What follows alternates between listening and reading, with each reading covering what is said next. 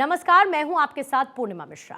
हमारे खास प्रोग्राम क्या कहते हैं नरेंद्र मोदी में आज आपको सुनवाएंगे पीएम मोदी का वो ऐतिहासिक भाषण जो उन्होंने 30 मार्च 2014 को अकोला, महाराष्ट्र में दिया। मोदी जी ने अपने भाषण में कहा कि कांग्रेस के कारण देश रोज नई समस्याओं को झेलता रहेगा और इसीलिए समस्याओं से मुक्ति के लिए देश को कांग्रेस मुक्त करना होगा।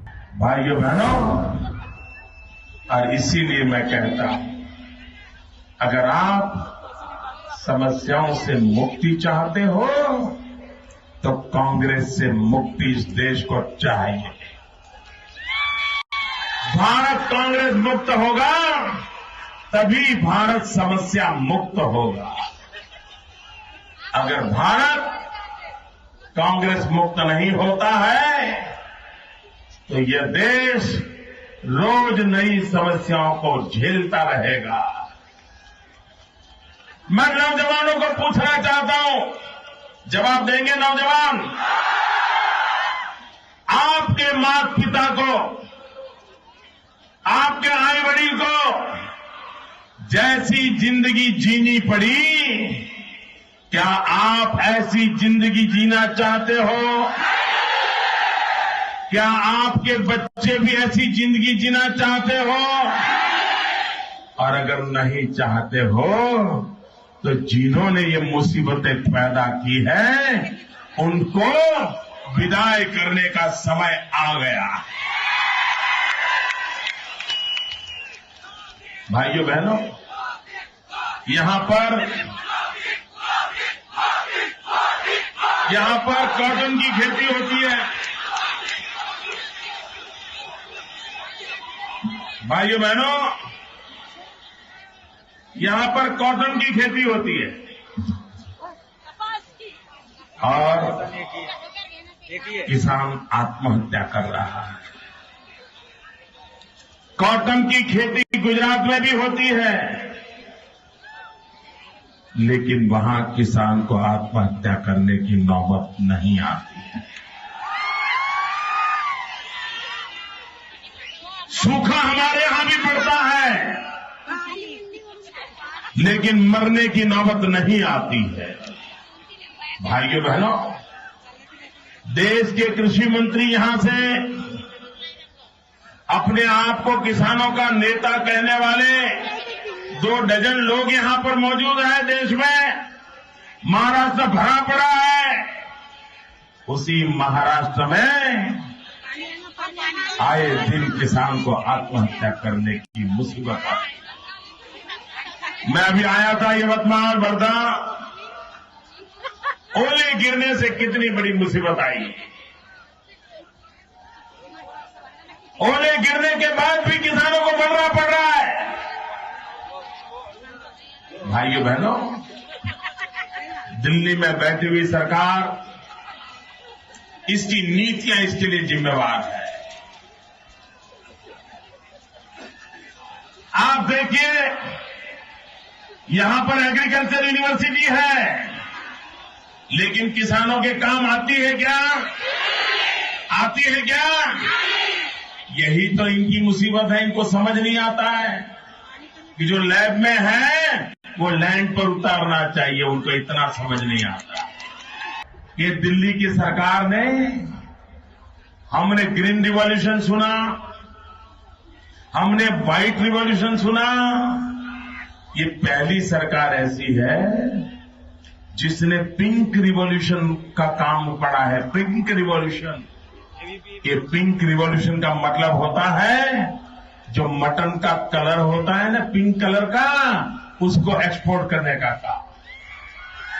भाइयों बहनों, जितना मटन एक्सपोर्ट पर सब्सिडी देते हैं, अगर उतनी सब्सिडी वेयर हाउस और कोल्ड स्टोरेज बनाने के लिए दी होती तो हिंदुस्तान के किसान का अनाज सड़ता नहीं। किसान के पसीने के उस अनाज को सड़ने की नौबत नहीं आती। वो फल पैदा करता, वो सब्जी पैदा करता, उसको रखने का इंतजाम होता। लेकिन इनकी प्रायोरिटी अलग है, इनकी प्राथमिकताएं अलग है, और इसी के कारण कि तबाही आती है। भाइयों बहनों, लाल बहादुर शास्त्री कहते थे, जय जवान जय किसान। लेकिन दिल्ली की सरकार के राज में न जवान सुरक्षित है न किसान सुरक्षित है। ये ऐसी सरकार बैठी है कि पाकिस्तान के लोग आकर के हिंदुस्तान के सेना के जवानों के सर काट के ले जाए, और ये पाकिस्तान के प्रधानमंत्री को चिकन बिरयानी परोसते रहे। भाइयों बहनों, देश आजाद होने के बाद जितने युद्ध हुए हैं, उन युद्धों में जितने जवान मरे हैं, उससे ज्यादा मेरे किसान आत्महत्या कर करके मरे हैं। और इसलिए भाइयों बहनों, कांग्रेस का नारा लाल बहादुर शास्त्री ने जो दिया था, जय जवान जय किसान, वो बदल गया है। अब जो कांग्रेस है, उसका नारा है, मर जवान मर किसान। किसान भी मरे, जवान भी मरे, लेकिन कांग्रेस की झोली भरे, यही उनका खेल चला है। अभी अभी कांग्रेस पार्टी ने घोषणा पत्र जाहिर किया। ये घोषणा पत्र नहीं है, ये धोखा पत्र है। उन्होंने कहा है कि वे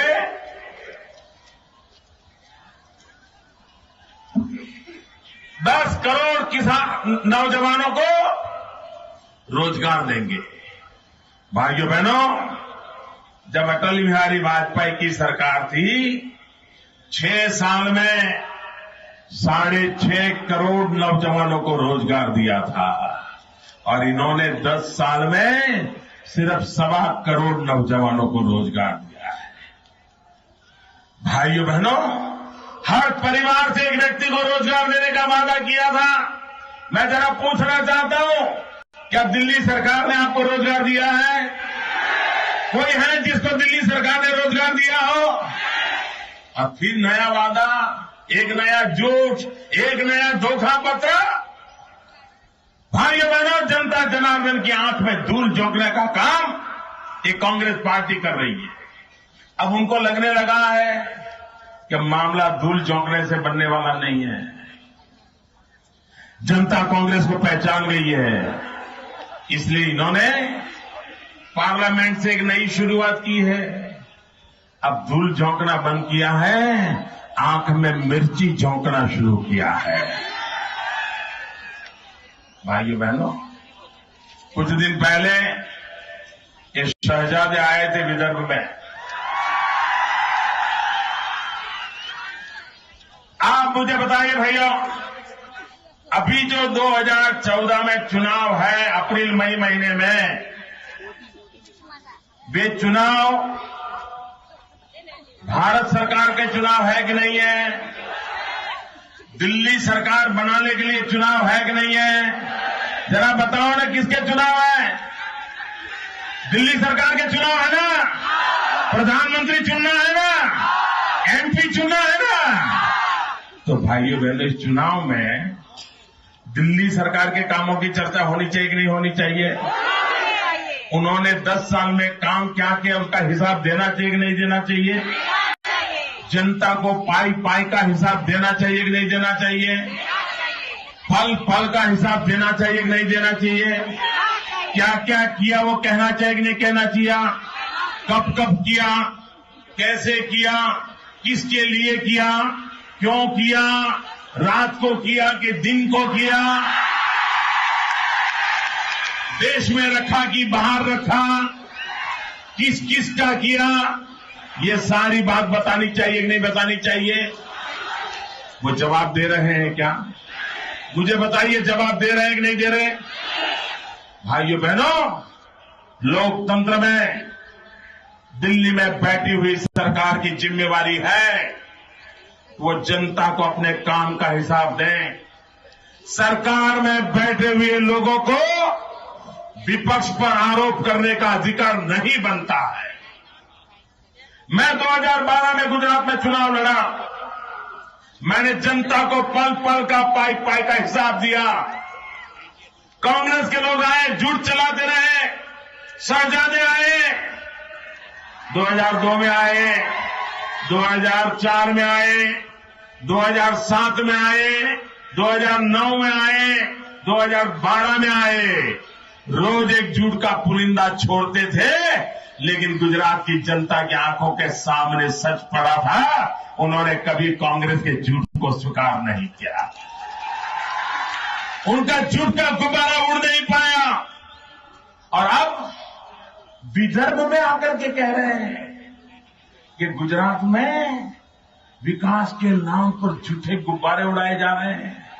अरे ये बात तो तुमने गुजरात में आकर के कही थी और गुजरात की जनता ने तुम्हें करारा जवाब दे दिया। हमारा एक ही मंत्र है, विकास। सब समस्याओं का समाधान होगा विकास। गरीब के घर में चूल्हा जलेगा, गरीब के बच्चे भूखे नहीं मरेंगे, भरपेट उसको खाना मिले। भाइयों बहनों, देश जब आजादी की 75 वर्ष मनाए, कुछ ही वर्षों के बाद हमारे आजादी के 75 साल होने वाले हैं। जब आजादी के 75 साल हो, भाइयों बहनों, मेरा एक सपना है। मुझे आपका आशीर्वाद चाहिए। मुझे वो सपना पूरा करने के लिए आशीर्वाद चाहिए। मेरा सपना, हिंदुस्तान का कोई गरीब ऐसा न हो, हिंदुस्तान का कोई पीड़ित ऐसा न हो, हिंदुस्तान का कोई शोषित ऐसा न हो, हिंदुस्तान का कोई वंचित ऐसा न हो कि जब देश आजादी के 75 साल मनाता हो तब उसके पास रहने के लिए अपना घर न हो। गरीब से गरीब व्यक्ति को रहने के लिए घर हो, घर में नल भी हो, नल में पानी भी आता हो, बिजली भी हो, शौचालय भी हो, नजदीक में बच्चों के लिए स्कूल हो, बूढ़े माँ बाप के लिए अस्पताल हो। ऐसा हिंदुस्तान बनाने का मेरा सपना है भाई। आप मुझे आशीर्वाद दीजिए। महाराष्ट्र के सारे कमल हमें भेजिए।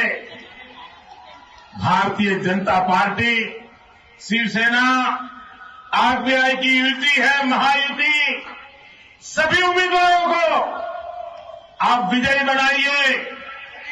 दिल्ली में एक मजबूत सरकार, एक काम करने वाली सरकार, देश को आगे ले जाने वाली सरकार बनाने के लिए मैं आज आपके पास आया हूं।